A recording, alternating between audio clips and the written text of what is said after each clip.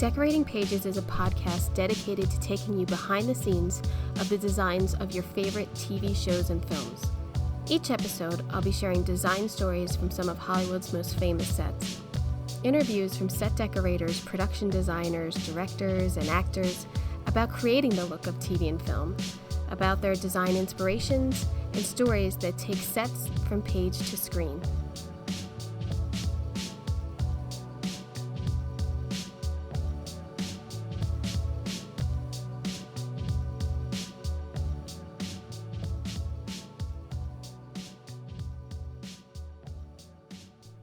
Hello, and welcome to Decorating Pages. I'm your host, Kim Wanup.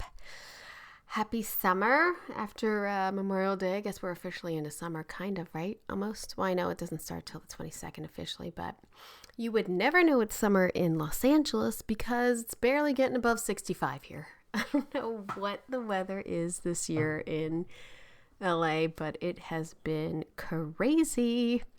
It used to be, I feel like when I moved here, it was like, oh yeah, we have June gloom. And then like somewhere 10 years ago, oh yeah, we have gray May. Like now it's like 2 months of you only get sunshine after 1 p.m.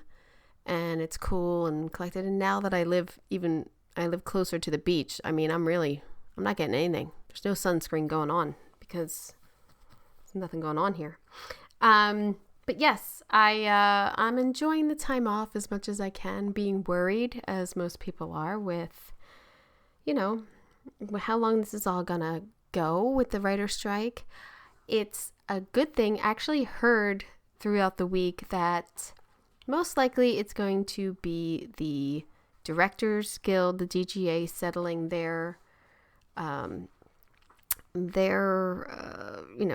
I don't want to say problems. I don't know why I want to go with the word problems.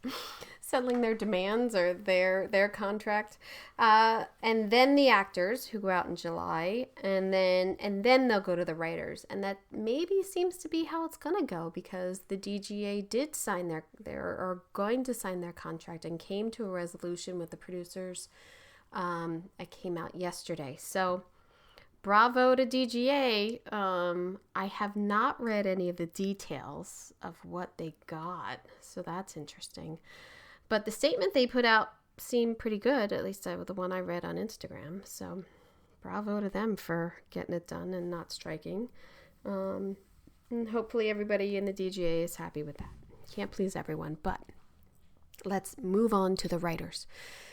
I did finish up a couple other things on what's one up watching I didn't talk about last week because I thought I'd save it, especially because I have one of the executive producers of White House Plumbers on this episode, Frank Rich, so I thought I'd save that to talk about the end of White House Plumbers, which was, I think, 6 episodes. I could have done another 3 or 4, I swear, but as I talk about with Frank, like, there isn't enough story to keep it going.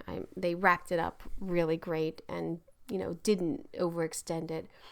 And as he talks about it is, based on all, facts, and it's just a crazy story of how Watergate and the break-ins all went down and of characters in history that aren't really written about that much, but had such a huge impact on this country's history. So I really enjoyed it. I loved the production design and the decorating and so did my puppy. And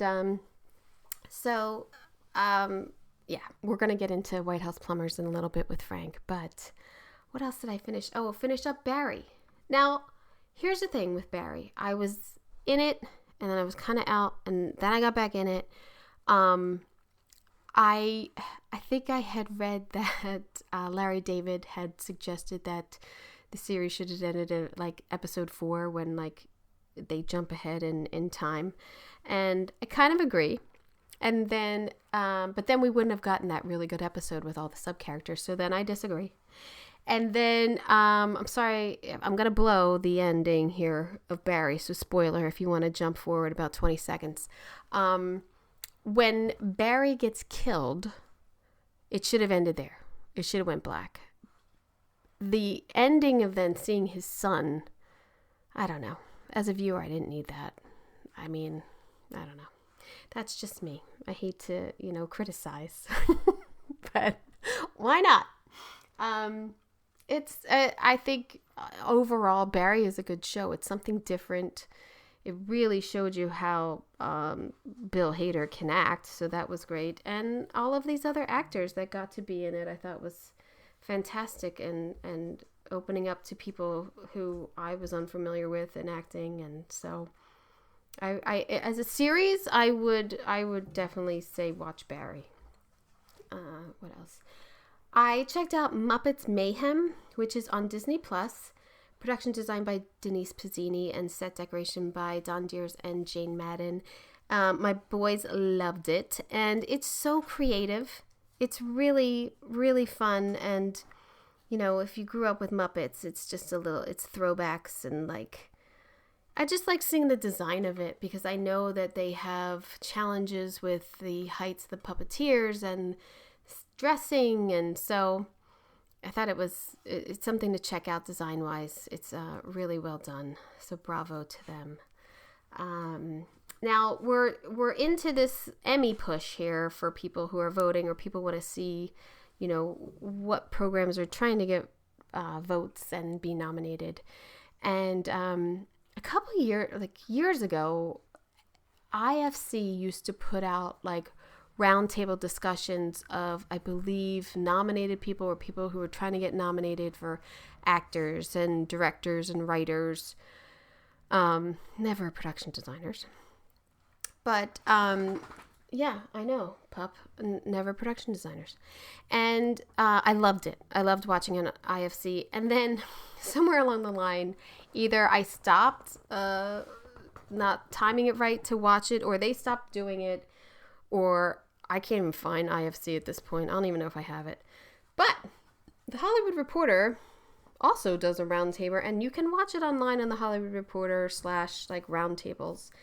And they did a roundtable with lead actors with Kieran Culkin from Succession, Pedro Pascal from Mandalorian and The Last of Us, Jeff Bridges from The Old Man, Evan Peterson from Dahmer, Michael Imperioli from The White Lotus, and Damson Idris from Snowfall, which I love Snowfall, and then I gave up. But very interesting roundtable with them. To me, the funniest part is all of these actors who are funny, and it's a good little show, hearing about their process and everything. But you have Jeff Bridges at the table, whose career is by far out of their league. Anyone at that table. So to me, watching the interaction of these other actors, trying to, talk to Jeff Bridges, or then relate, they'll go on their own riff about acting something, and then they're like, oh yeah, Jeff Bridges, oh yeah, you did that first, or that's how you prepared. So it's funny, and it's interesting. And I just realized, which I didn't watch because I think it just came out, they just put up their comedy actor roundtable with Jason Segel, John Maloney, Mo Amber, Stephen Yen, and Tyler James Williams. So I'll check that out. I'll let you know how that is, because guess what? We have another episode tomorrow. 2 for this week. You're getting 2 one-ups this week. Lucky dogs that you are. So on this episode, I am so excited, and you have no idea. When I first started this podcast, I have a list of wish list of guests, and Frank Rich was on it, and I have had an email in draft asking him to come on the podcast, and never had the balls to send it to him, because he's a real writer, and he's real.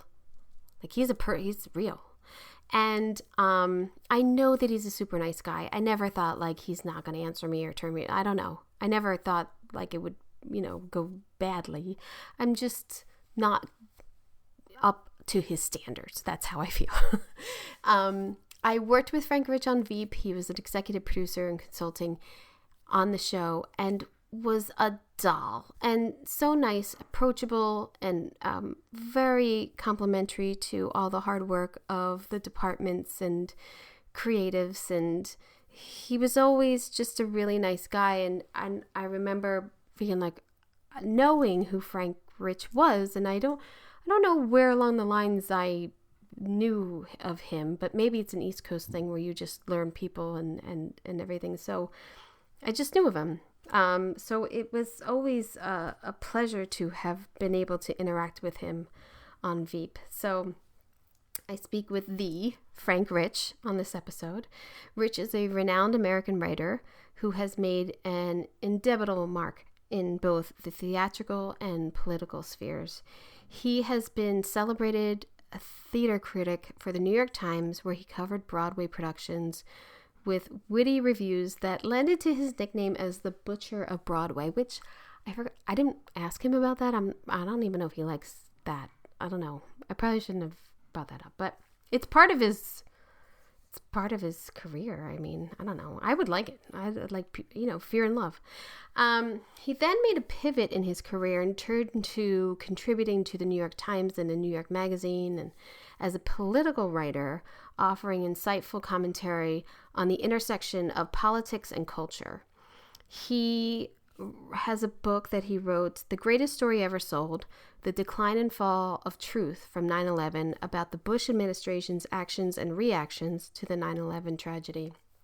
And I read this book, and not that I wanted to talk to him about it, but I just tried to absorb everything Frank Rich for the last month that I knew that I would be talking to him. So I've read, there's some great articles too, I think in New York Magazine, about his whole career and that are recent. So if you really want to read up on him, please check those out.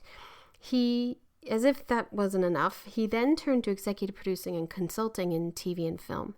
His projects include the documentaries Becoming Mike Nichols and Six by Sondheim, which are great documentaries about Broadway and filmmaking. It's like a sit down with Mike Nichols talking about Who's Afraid of Virginia Woolf and The Graduate. I wish it went on and on for other of his projects, but just, having Mike Nichols talk about Mike Nichols is fantastic. And then, he has a gig at HBO consulting for shows like Secession, White House Plumbers, VEEP, and more. He just has such an amazing versatility and creative vision to be able to contribute to these shows. And it was an absolute pleasure to speak with him and even catch up a little, like telling him about the twins, because the last time I physically saw him, was at the wrap party. And I didn't have a big belly, but before that, I had a big belly working every day at the end of VEEP. So he's so generous to give me this time and his busy schedule, just getting done promoting the finale of Secession. He is currently working on The Regime, which stars Kate Winslet and is coming out later this year on HBO. Again, I actually don't think I blew this interview. A lot of times I'll tell you that I sound like a total dork, and I usually do. But I think I did okay here. I think I was not as nervous as I thought I would, because he makes you comfortable. He's so nice. So I hope you enjoy.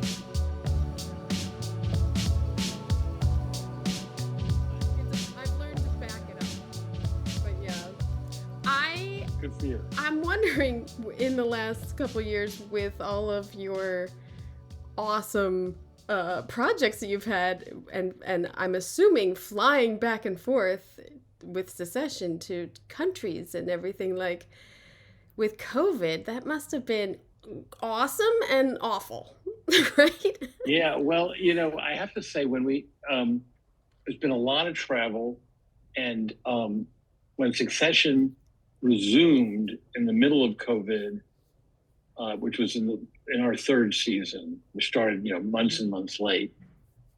It was one of the weirdest, and I hope never to be repeated, experiences I've ever had, because we're shooting in New York, we couldn't travel. A lot of our scenes took place in hotels that often were standing in for other places. So we had these weeks of being in these ghost hotels, the Plaza, the St. Regis, the Pierre, the Marriott Marquis in Times Square, the Sheraton on 7th Avenue, the Four Seasons downtown, the Palace And so we're in these unoccupied, often dusty hotels where there's really like a couple of security guards and then our crew, and of course, tremendous amount of distancing, social distancing, Yeah. lots of not just masking, but vents, constant testing, and as you know, and from your own life in this business, it's very strange to do scenes where you really. It's very hard to talk to cast. It's very hard to Yeah. talk to your colleagues. Forget about small talk. Just the only conversation you really have is like move that prop over there, Right. or take that exit instead. So it was a bit depressing, but the cast was heroic. We didn't have any big issues, and then amazingly, and then as people watch Succession know, season 3 ended up in Italy. Right. And we thought we would not be allowed to go to Italy. It was a decision obviously could not be made by us, it had to be made by the corporation and the guilds. And at the very last minute, we got permission to go. Oh, wow. And so we prepped it on a dime, ran over there. We had, a big chunk of our crew and an Italian crew that had just done that, was a Lady Gaga movie about Gotti or whatever. I didn't see it, but anyway, just done a feature.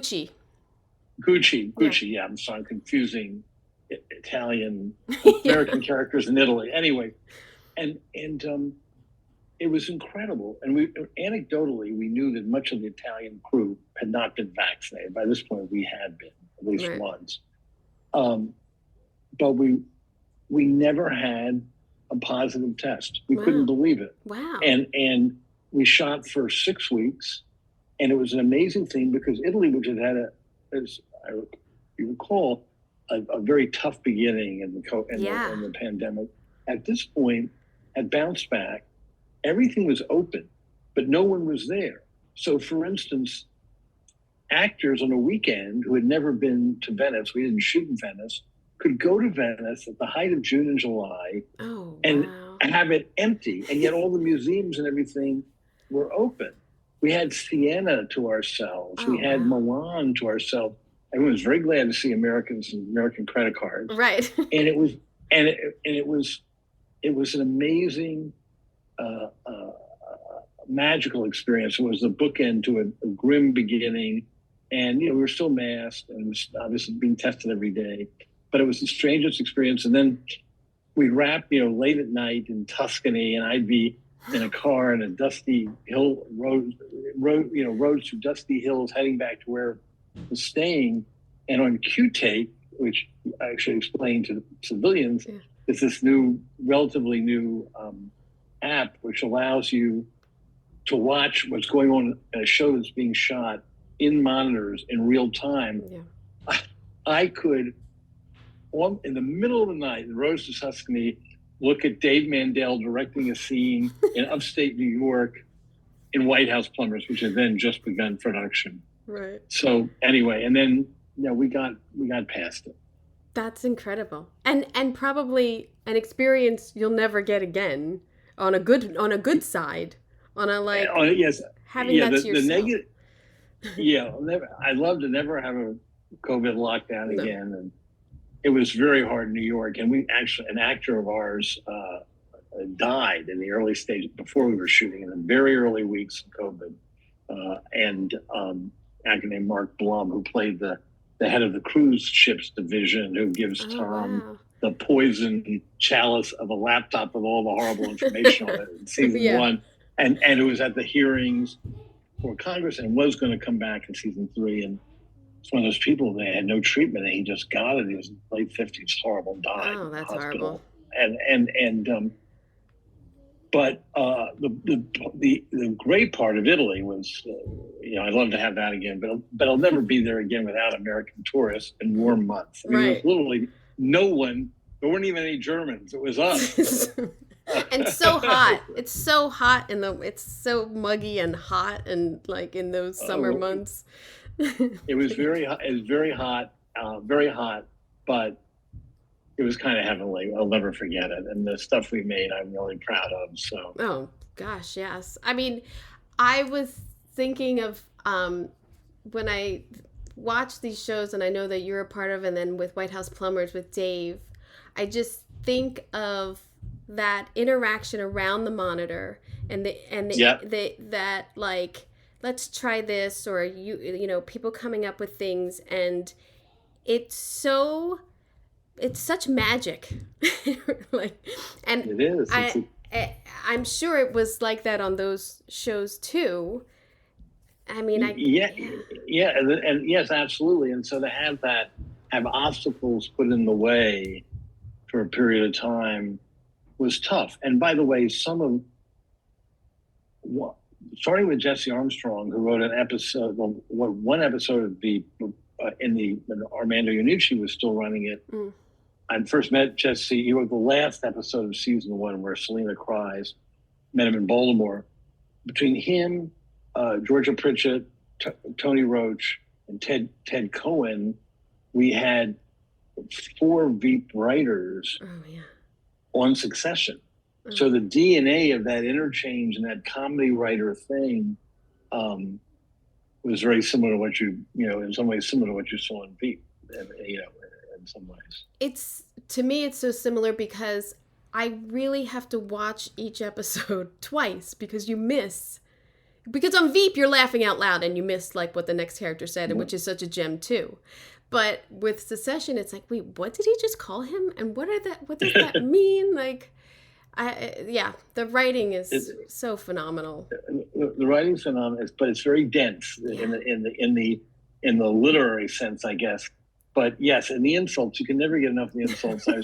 And I sometimes, and we have a lot of alts, just like we did in Veep. And I keep thinking of the scene in Veep. I can't remember what scene's name was, but where Jonah is called before Congress, and the congressman reads out all the insults of Jonah. Many of them written by like people like Tony Roach, who wrote on Succession. So. And probably half of them were edited out. There was so many. Oh, of course. Yeah. The stuff we didn't use. There's one line in the. I hope we're not worrying about spoilers, right? We assume people. No, I don't. Yeah, it's on them. And it's not a big spoiler at that, but we're at the very end. There was David Rashi, who was also in the Veep. Is playing Carl on Succession. And he's talking to Frank, played by Peter Friedman, and he says, "So we've gone talking about going from Logan to Tom, the Waystar Corporation. So we've gone from Logan Roy to a slice of Wonder Bread with a face drawn on it." And there were many more that I just loved that never make it in, but that's part of the fun of it too, and the adventure of it. And such a thick skin for the actors too. I always felt so bad for Timothy, who was like the nicest guy. I know people don't understand. Some people understand, but not everyone understands. Yeah, Tim Simon is like the loveliest person in the world. He's almost like saintly, and people don't understand. And by the way, in that same category, I'd put Matthew McFadden, who plays Tom, who is about the loveliest, even-keeled person and an incredible pro. And, you know, and he's like Nick Braun, who plays Cousin Greg, they're frequently the target of the most savage insults, and they're nothing like those characters, of course. Would you start? I read how you were involved from the very beginning of Secession. And is that in the development stage, is that like broad strokes with you and Jesse? Is it looking at like character development and who these people should be? Well, in the case of Succession, what happened, and it may be not atypical, but what it's kind of like what happened with Veep too. So what happened was Jesse had this idea. I brought it to HBO. HBO decided to buy a pilot, and Jesse fairly quickly wrote a pilot. And then, of course, it went through the usual process of me giving notes, HBO giving notes, Adam McKay was directing the pilot, giving notes, and so but it was pretty well along because we were off to the races to shoot it. I mean, and keep in mind, Jesse had a sort of a history with HBO, including a drama series that he and I had spent over 2 years developing that almost made it but didn't. The It Money? was called The Imperialists. Oh, The The Imperialists. Money was another show that actually shot a pilot I did with David Milch, but we did something called The Imperialists that never went to pilot. Still like to do. It's great. It's a great piece of writing by Jesse. So then, of course, we were picked. So we made the pilot, but very little had been planned past that. For instance, a lot of things we did on the fly. This is true of VEEP too, and keep in mind that Jesse, as a protege, began his career with Armando Iannucci, who created VEEP. Suddenly Selena's in office, out of office, at the last minute. For instance, it was not a done deal that Logan would not be killed off at the end of the pilot. He does have that stroke, right? And it was discussed for a bit before, and then we just made it and see what happened. And of course, Brian's performance is so, such a life force. We can't live without it. And let's not let him go just yet. Yeah, but then there was a writer's room. But then there was a pause because we had to write a whole season, right? And so the room had to be staffed. Jesse had done the pilot all by himself. Wow. It had to be staffed, and then it started up in London, and I would drop in and out to help brainstorm, to be a sounding board, to just listen in. It's an incredible experience, as it was being in Dave's writer's room in VEEP. A little further away, it was in London, because that's where Jesse lives. And then, it's the way it works is you're not writing in the writer's room. It's I'm telling you, Kim, stuff you already know, but for those who don't, there are whiteboards all over this conference room, and it's a grid with each episode number and each character, horizontal and vertical. What is Marcia doing here? What is Tom doing here? What is Roman doing here? And constantly debating it and doing different variations and gaming out different possibilities until finally, after several months, you have to get going, and then the scripts are assigned and writers assign different drafts. So, and then there's more and more drafts, more and more people weighing in. The director will weigh in of an episode, obviously, and very much, again, like VEEP, rewriting goes on the day all the time and keeps going on, and drafts keep being generated, and the cast keeps complaining, as they did on VEEP. The scripts are coming in too late. We can't learn them in time. Well, I was complaining too. Yeah, of course. And so was the person in your role. Yeah. So was and so yes, that absolutely all the people in charge of the look of the show, the props, production design, costumes, locations, really complicated. But somehow we always pulled it out of our ass and got it done. Somehow we did it, and it's part of it's a little bit of a relay race, but it's also a lot of creative fusion and fun conversation and hard work. Yeah, I do think, and I've been on a couple hard shows since. I still think that VEEP was so hard because it's half hour and we shot an hour, basically. We shot so much. But the thing with VEEP that I felt was we are all in it together. And you knew, we were working the weekends. We knew, the actors are rehearsing over the weekend. The writers are, it just felt like we're all in this together. No one's skating through this at all. And everyone just wanted it to be the best it could possibly be. And I'm sure there's more experiences like that. I haven't had it yet, but... I'm very lucky because that was the experience on Succession. It was very comparable to that. Yeah. And we also overshot like crazy. I mean, we overshot. We shot many more pages than we should have. Yeah. It was literally like the mirror image of VEEP in a lot of ways. I had the same conversations with HBO. Jesse would have the same conversations with HBO that Dave had with HBO, and then Armando had with HBO. And but everyone felt in it together. It was a really, as was the case with VEEP, lovely group of people. And Just heart and You soul know, in there. Heart and it's really soul. hard. I was like, and it was 7 years. We worked on this for Yeah. 7 years, with COVID being part of that, but we were together for 7 years. So when did it become clear that it was going to be Tom? well, Jesse, I think what Jesse would say, has said, is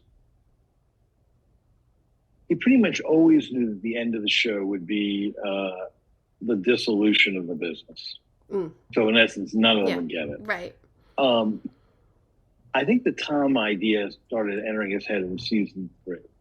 And there, at one point in the rooms of season 3, there was a conversation of ending the season 3. Most HBO would have taken as many seasons within a reason as we wanted. We're very happy with the show, I think for obvious reasons. But Jesse is very, very conscious of. He's a very good writer. He's very conscious of not wanting to repeat himself and of bringing the story to a natural end. And as he has said in interviews too, if you call a show Succession, at some point you've got to deliver Succession. Right. And so in season 3 in the room, you started saying it was seriously debated among us or talked about, or discussed among us, of the virtues of maybe killing Logan off then. Jesse was always adamant or committed to 2 points. One is the season where Logan died would be the last season. Whatever season that was, that would be the last season. We'll have to resolve it after that. He also said, whatever season it is, Logan has to die in the 3rd or 4th episode because he wants the rest of the season to have the runway to figure out what happens to these kids when the sun is sort of pulled out of their solar system. Which is brilliant. I mean, because we want to see that. We want to see those reactions. We want to see what actually happens to them. I agree, but the regular sort of way to do it is just to have everyone in the deathbed in the final episode. And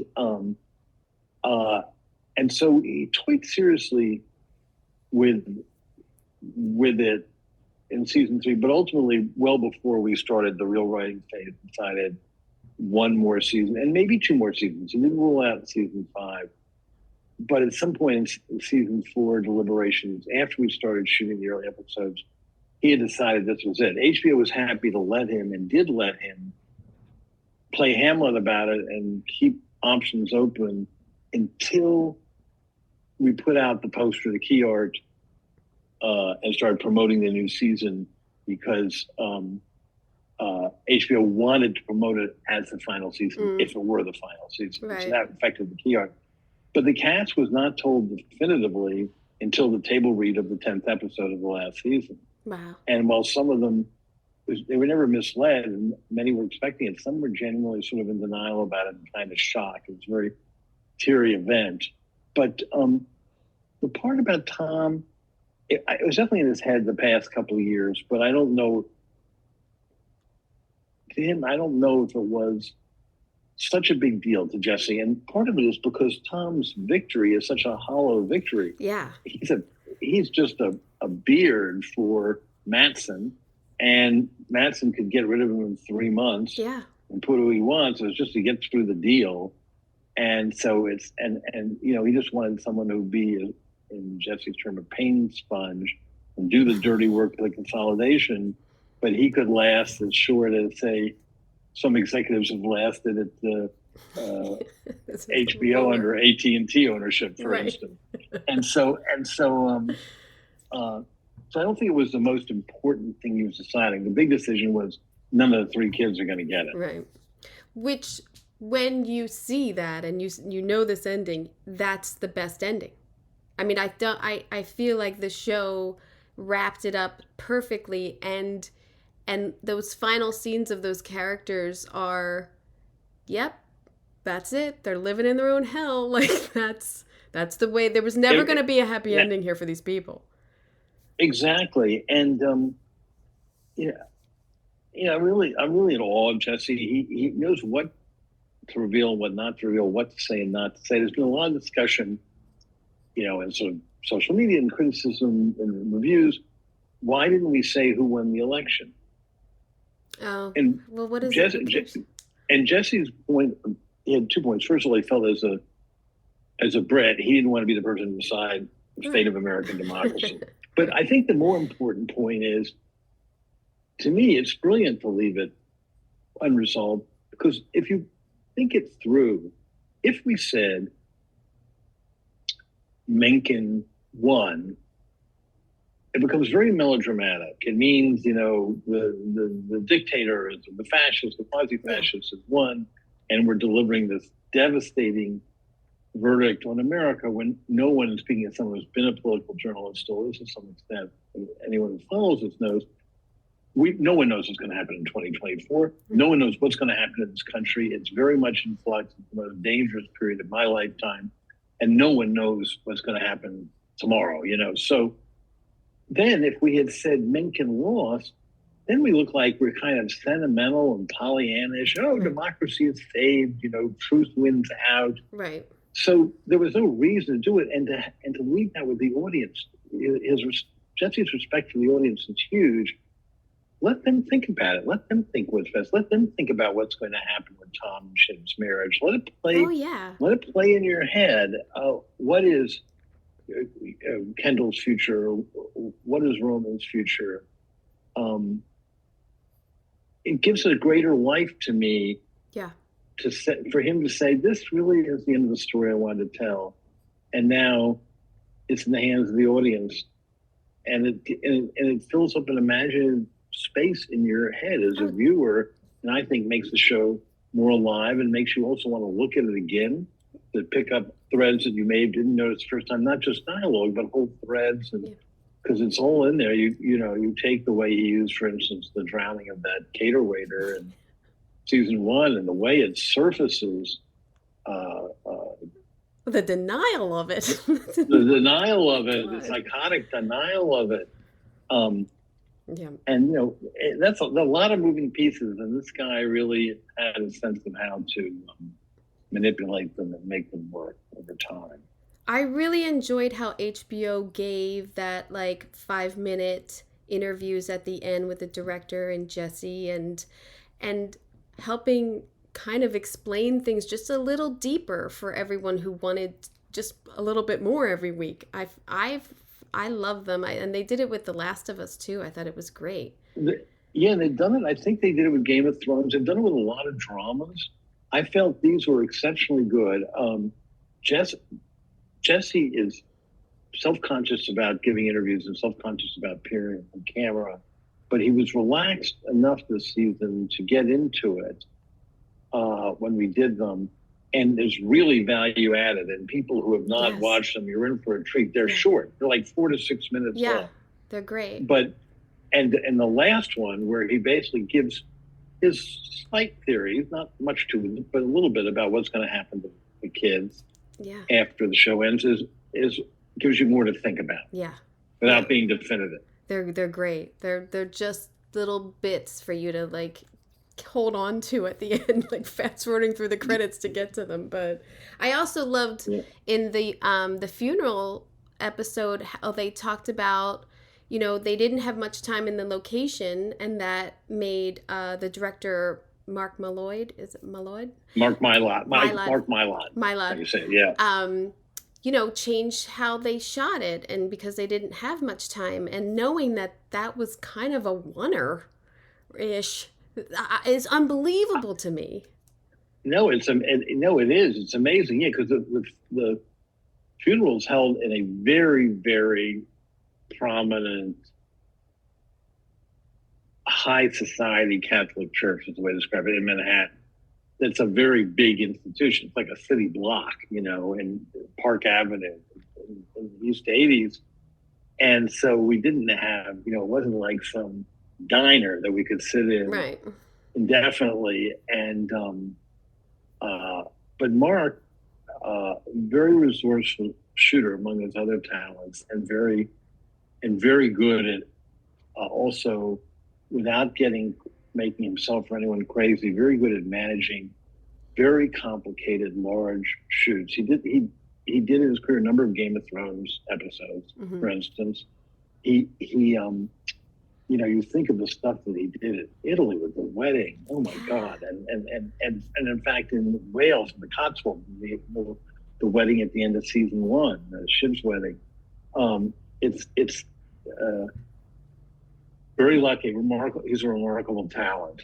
Yeah. No, I love seeing his aspect too of the shooting and talking about when they get the call and letting it just roll through there and knowing how that affects the set for me is like, okay, wow, they went and they walked all the way through there. Like the church all had to be dressed. There's no angles you can't see. Like things like that is always key for me of like. Of course. And I love that. I know, as a great professional and as someone who solves those problems so brilliantly in your own art, it is amazing. And by the way, one of the things it's amazing to us that Logan's death did not get out. It's amazing to us. Seriously. And particularly because Brian, by his own account, I'm terrible at keeping secrets. He couldn't wait. But he's a fantastic guy, and we'll talk to anyone about anything. So two things that happen. There's three things that happen at that funeral. Or two things that are of interest. In terms of one involves the prop and one in terms of keeping. First of all, we have all these extras there. Yeah. We made a fake funeral program with a picture of Jamie Cromwell, who plays Logan's brother Ewan, as if it were his funeral. Oh, so those were given out. Oh, that was good. To people. And then also, Brian's wife, Nicole Ansari, is an actress. We cast her in that episode of Sally Ann, a former mistress of Logan, who's there with Marcia and Carrie, and that was great. That scene is great. And it ensured that Brian would show up on set. So if any passersby saw this funeral, it must be Logan. Oh no, there's Brian Cox walking in and out of the church. If he were dead, he wouldn't be part of the funeral scene. Oh, that's fantastic. That scene, I mean, the four women should get a spin-off or something.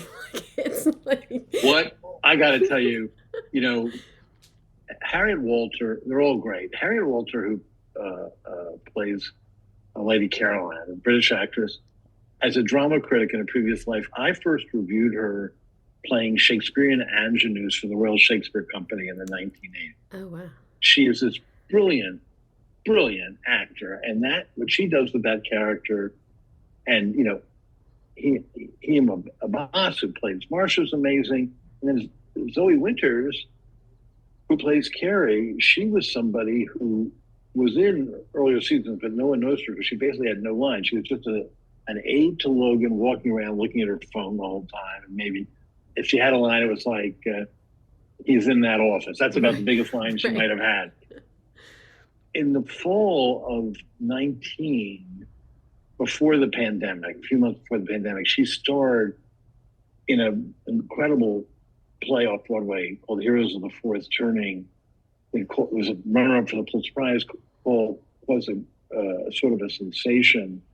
And I went to see it, and I said, God almighty, this young actress, she's in our cast. We had long talked about giving Logan a younger mistress who might possibly get pregnant. We hadn't figured it out.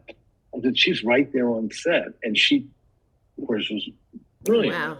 And the author of that play, that she was a very young playwright in Will Arbery, I then brought in to join the writer's room. He wrote one of the episodes this season. Oh my gosh.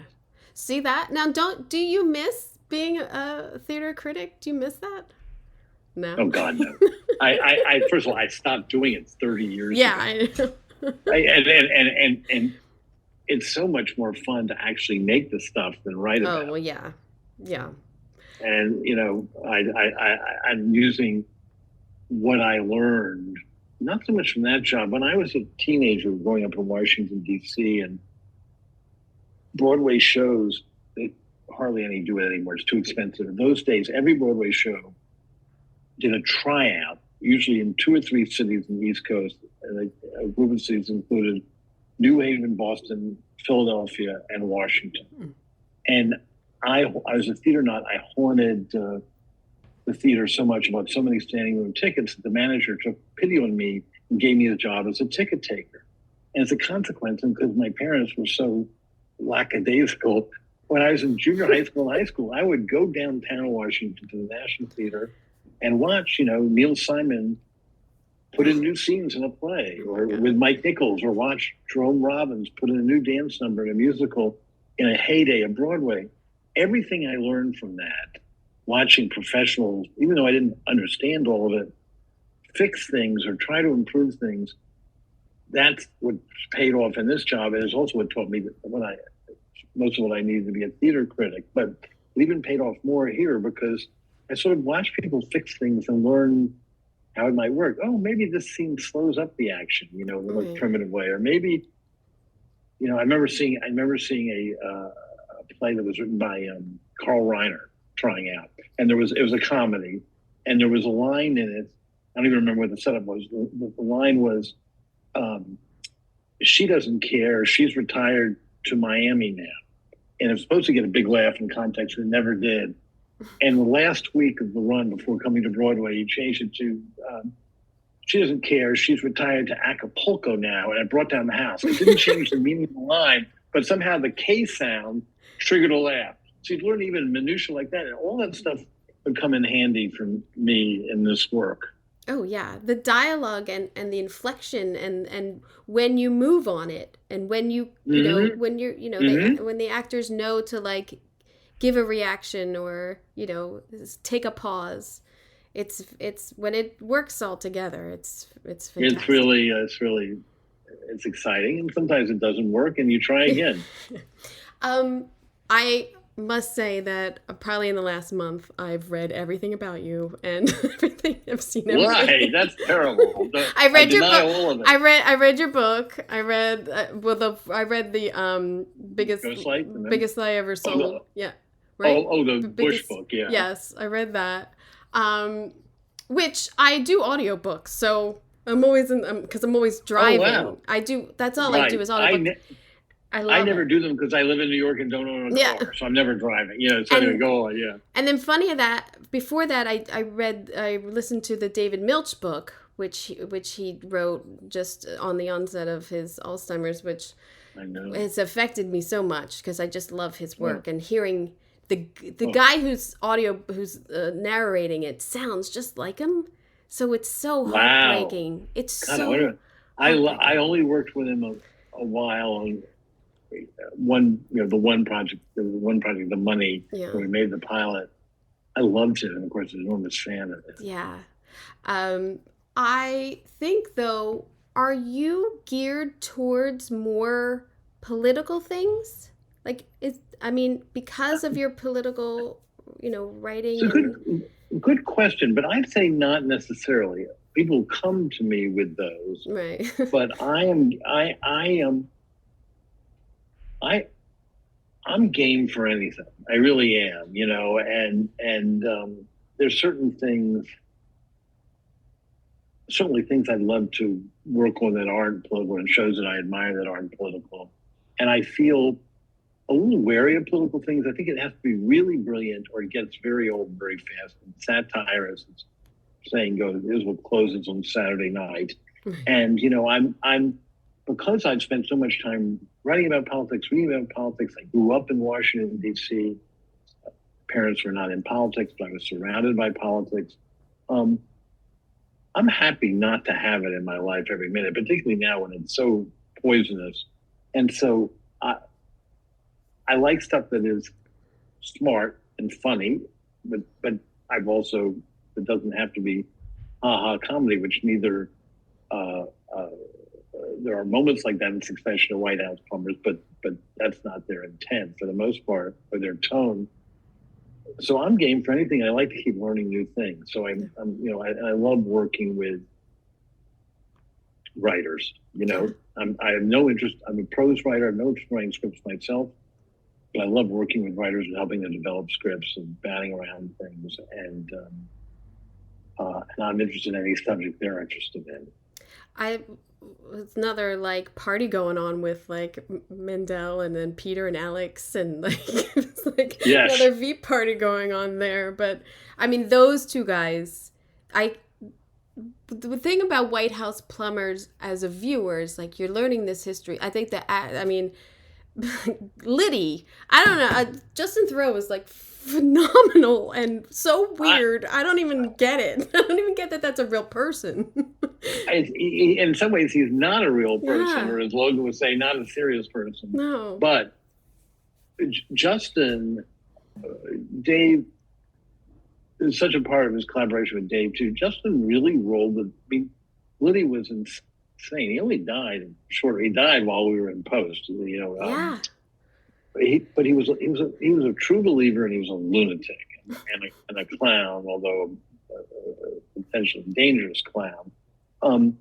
And Justin, who has a comic gene and has written comedy as a writer, but you don't think of him doing flat out comic performance on that big a scale, and it's very hard to do.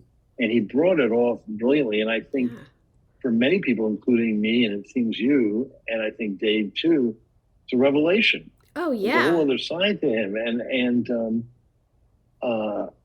it's really hard to do that over the span of 5 episodes of a series. Yeah, I was bummed it was only 5 episodes, but I'll take it. Well, yeah, but I like. You saying, "Well, will there be a second season?" I said, no, before we went on the air. I said, spoiler alert. No. No, it still ends with Nixon resigning. Yeah. And that's the end of the story. But I was trying to think, like, I don't even know. I guess I was taught that Nixon resigned, but all of these things, like, All the President's Men or, other films, I feel like that's how you get educated sometimes on events. And I had no idea. I mean, I knew that they had tried before to break in, but then they broke in, like, and then who the people actually were and how they got involved, and then like Hunt's wife dying, like it was very informative as a series for history. Well, I think so. I was a witness to it. I wasn't yet really in a journalistic career, but I was about to be. It all happened around the time I got out of college, more or less, and of course, being from DC, I followed it and followed the Washington Post.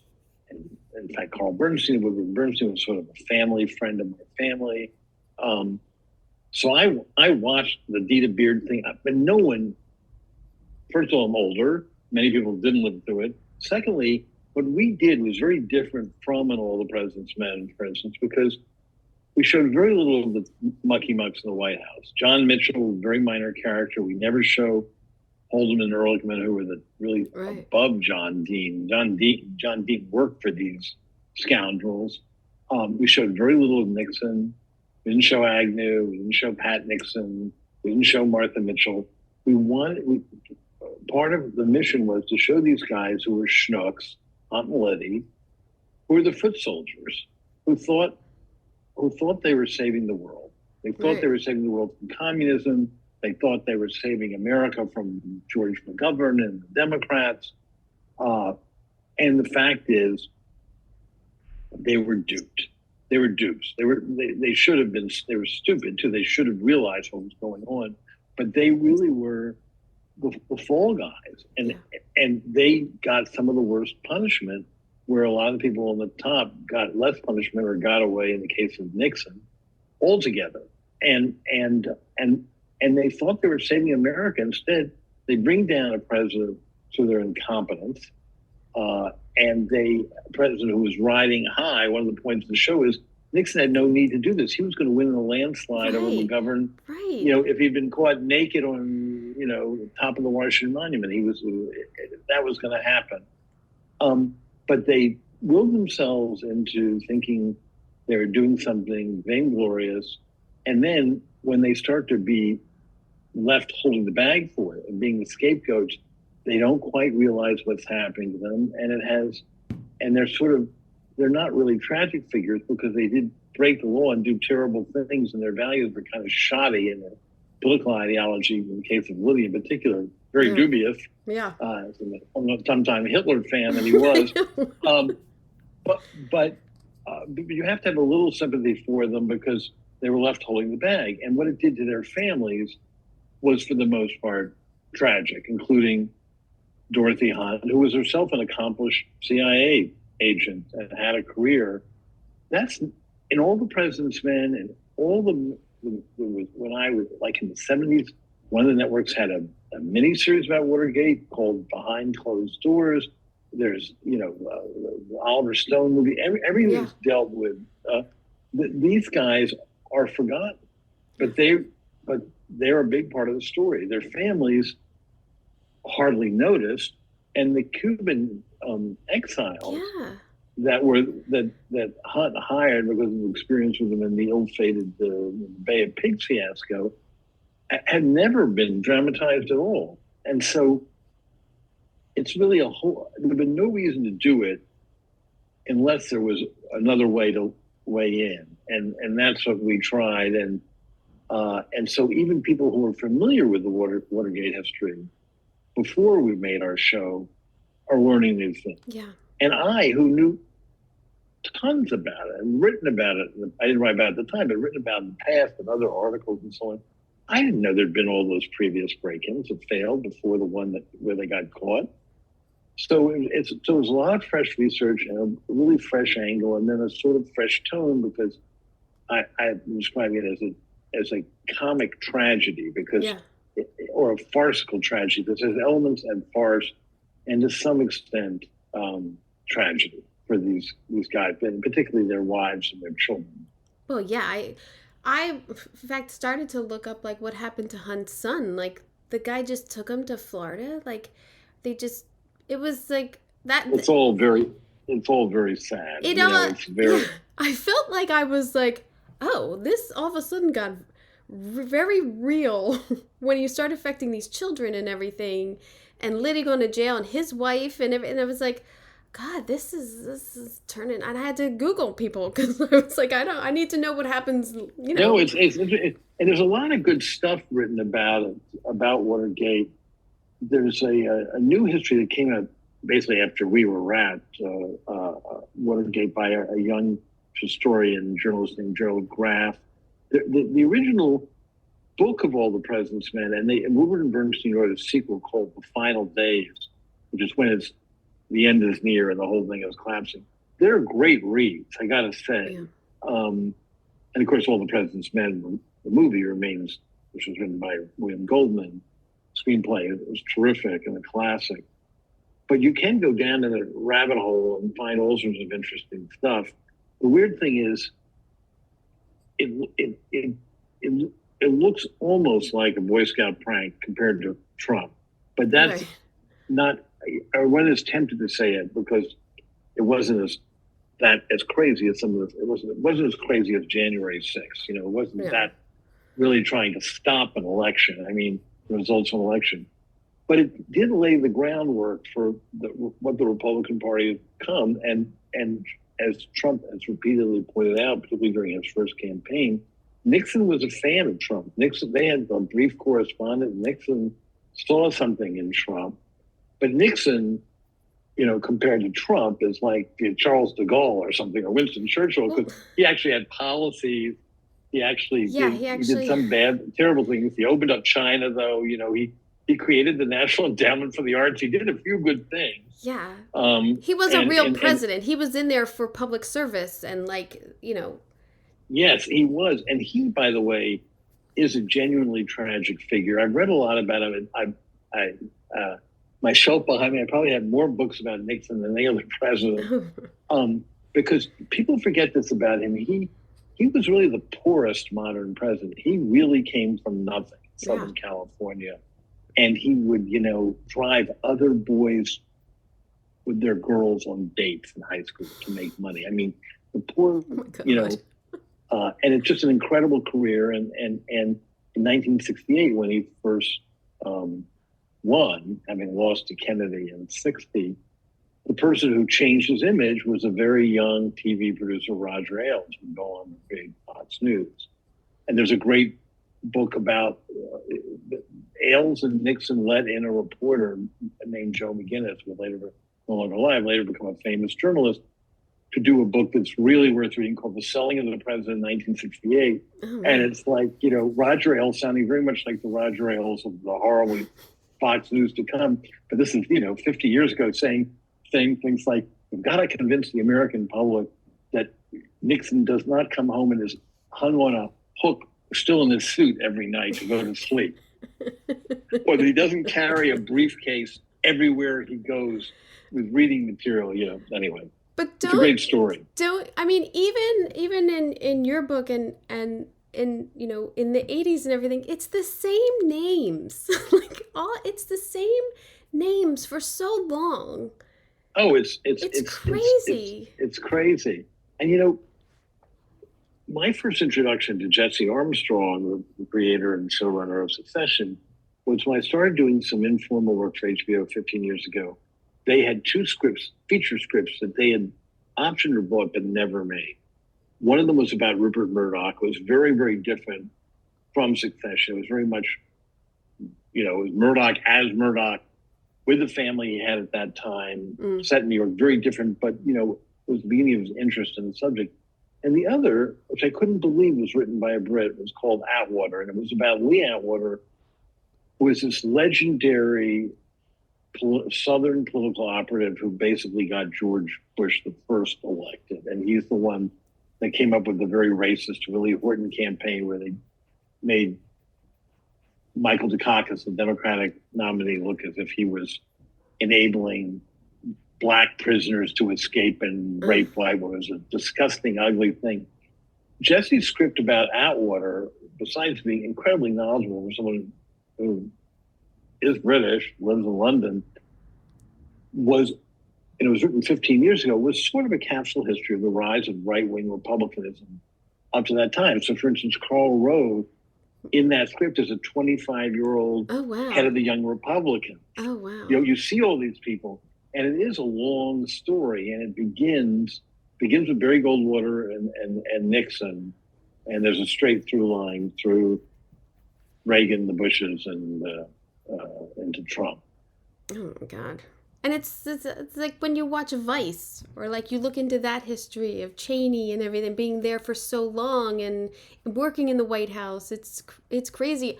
I did impeachment after, or like 2 years ago now. So right. I also dug deep into like Clinton and like all of that. Oh yeah, that I had to cover as a journalist. That was ridiculous. I mean, that in retrospect. Well, yeah. That was insane. Being, at the time, I was in college, and I didn't really get the Monica thing. Like, I got it, but I was like, wow. But now I've met her, and I'm 46 years old, and I cannot believe that he did that to her. Like, it was so sad. And also the press killed her. I mean, he behaved badly. The press was terrible to her. I met her too. I interviewed her after it was all over for the Times. And she's a very smart, impressive, poised person who was very young and was just, chewed up and spit out by everybody. Awful, and it's amazing that she has survived and become this a second here. Sorry about that. Yeah. I guess I can't stop. Anyway, it's incredible that she survived and is going on to be, someone who taken up causes for good, tried to make the world a better place, tried to be an example of being a moral compass for people. She's very impressive, and the whole thing is. Yeah. But then the way the Republicans, all of whom were philandering, Newt Gingrich, but the grandstanding, all of it was ugly. Yeah. Ugly. It's sort of, and then we go into Bush, and then we go, at least we got some clear skies during Obama a little bit, but I mean. Yeah, I know. There's still such deals going down. Yeah, it's been a tough period for this country. Yeah. Let me ask you something fun. Do you have anything right now that you're watching? that you are like, wow, everyone should watch this besides Secession and You White House know, Plumbers? it's a very good question, and I'm going to disappoint you by not really having an answer. I think because between Succession ramping up, White House Plumbers ramping up, and being still in production because the writing was done before the strike deadline on another limited series, was Yeah, you're busy. I've not been watching a lot of TV. This is the first week, and I've still been, as witness us talking, still been in the sort of Succession, Yeah. promotional world, whatever you want to call it. And so I have a whole list of things I want to watch and catch up on, but I really wanted to clean my palate, have a palate cleanser. So I've been reading a little fiction that has nothing to do with television, nice. just novels, and I've been watching old movies on the Criterion Channel. Nice. This week, watching some British Hitchcock movies that are up there now. And I haven't looked at in years, like 39 Steps. Oh yeah. And The Lady Vanishes. And then I'm going to start. There's so much I want to watch. Along the way, I saw bits and pieces of things I like Station 11, Severance, Yes. Ted Lasso to some extent. I love Barry and Somebody Somewhere, but I'm behind on them. I'm behind on them this season, and I've got it. But there are a lot of good shows out there. Somebody Somewhere is so good, and I know that Rachel. It's so good. Rachel Exler works on there. I had to reach out to her because I saw her name, and I was like, oh, I love this show. I love it. I do too. It was just picked up for a new season. Oh, I good. saw online today.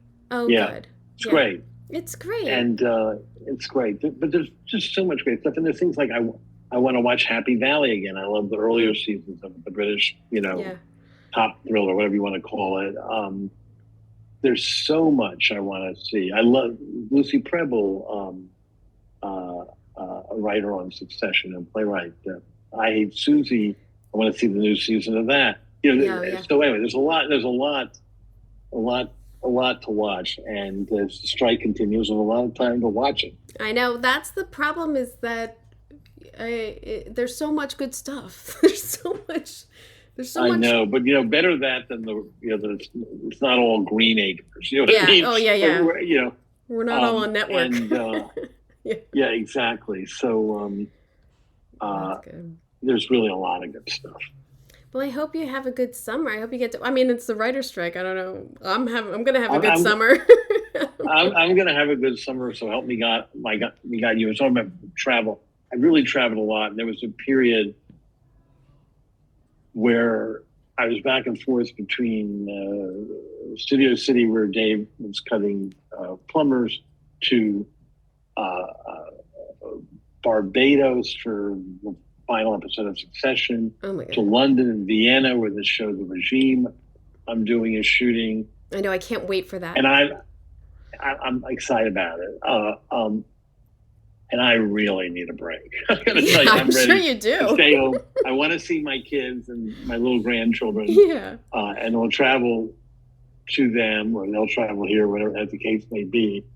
And otherwise, and I have to go back to London one more time to wrap The Regime, the new show, but in a week or so. But then I'm going to have a nice, lazy summer, watch TV. Yeah. You know what's nice? It's kind of like in the pandemic or like this writer strike. Like, there's no pressure to try to find a job because nothing's going on. Yes, you can't do it. I can't meet with writers. I can't. Yeah. And so I feel for everyone out of work keenly. It's very hard. So I'm in a. When I say that I'm glad to have some time off, I don't take lightly that a lot of people I know need jobs and can't work. Yeah, but I so strongly believe in the writer's position on the strike that I'm glad that even at considerable cost, I think it's heroic that they're holding firm. Yeah, and they have to, and history has shown that. Like, they had to strike to get health care. They had to strike to get, residuals. It always comes down to this. It always does, and one of the big lead negotiators for the Writers Guild is a writer named Chris Kaiser that I've just gotten to know the past couple of years. A wonderful guy. He is one of the key co-showrunner of this terrific Julia Child series. Julia, I love it. Oh my God, I love it. And he is such a great advocate for his guild, and I feel they're in good hands. I feel right. I'm not in the WGA producer, but I feel what they're doing is fantastic. I just hope it trickles down to me someday. I hope so too. But it's great to talk with you, Kim. I hope we'll do it on set sometime soon too when this strike finally ends. I'd love it. Yeah, don't worry. I stay in Dave's ear to always remember to hire me. We tried to. We were too late. We tried. We had a moment. Okay, yes, I sounded like a total dork there, and but it was great. Wasn't that great? I mean, I can't stop. I smiled from ear to ear the whole time I talked to him. I might have a crush on him, but the just creativity and I don't know. I just love his work, and I love that he's a nice person, and I am so happy that I got to work on a show that he worked on. And I just love talking with him too. You start to talk about your work and then others' work, and just the appreciation of all of our work coming together to make great series, and it's nice to chat with him. So I hope you enjoyed that. Tomorrow, not next week, tomorrow, production designer Erin McGill and I talk about her work on the Amazon limited series Dead Ringers, which we'll get into it. A little hard to watch for me because of the twin thing, but visually, really great. Check that out if you haven't. So I hope you got an earful. I am Kim Wanup for Decorating Pages. Welcome to Pro Tips for the Pros, brought to you by Floor & Decor Bailey's Crossroads. In this series, we'll explore essential advice for professional contractors to deliver outstanding renovation results. Let's dive in. Clear communication is key to a successful renovation. Keep the customer informed at every stage of the project, addressing any concerns or questions promptly to maintain trust and satisfaction. Thank you for joining us for this pro tip on planning thorough renovations. Stay tuned for more expert advice brought to you by Floor & Decor Bailey's Crossroads. A lot of people tolerate ordinary. Ordinary bathrooms, kitchens, entryways. Well, not on your watch. If you're a pro, you've got a new partner in town. Floor & Decor. From tile to wood to stone, Floor & Decor has more styles and job lot quantities of Schluter, Mapei, Laticrete, and other brands pros trust. Come see a whole new way to wow with Floor & Decor. Coming soon to Bailey's Crossroads.